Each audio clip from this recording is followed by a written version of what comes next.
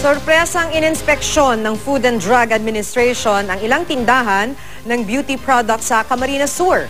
Gustong matiyak ng FDA na walang nakalalasong kemikal ang mga ibinibentang produktong pampaganda.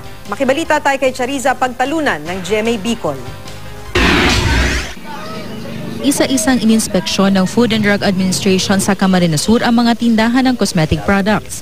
Gustong matiyak ng FDA na rehistrado lahat ng produkto at hindi nagtataglay ng nakalalasong kemikal. Kasunod ito ng paglabas ng resulta ng pag-aaral sa ilang produktong napag-alamang nagtataglay ng mataas na mercury content.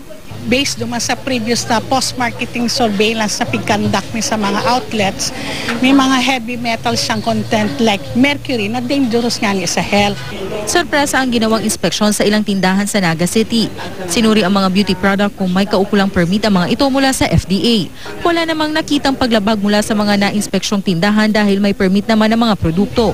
Pero kailangan pa rin daw isa-ilalim sa pagsusuri ang mga ito para matiyak na ligtas gamitin. Pabor naman dito ang mga negosyante. Yung mga hindi dapat ibenta, ay di aalisin namin. Tapos na ibebenta lang namin yung okay lang. Pwede mauwi sa pagkalaso ng exposure sa labis na mercury.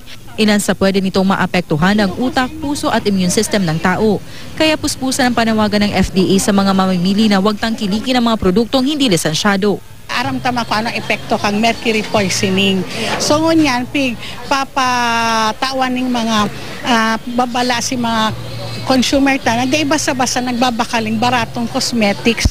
Para malaman kung ligtas gamitin ang bibilhing produkto, pwedeng tignan sa FDA website kung rehistrado ito.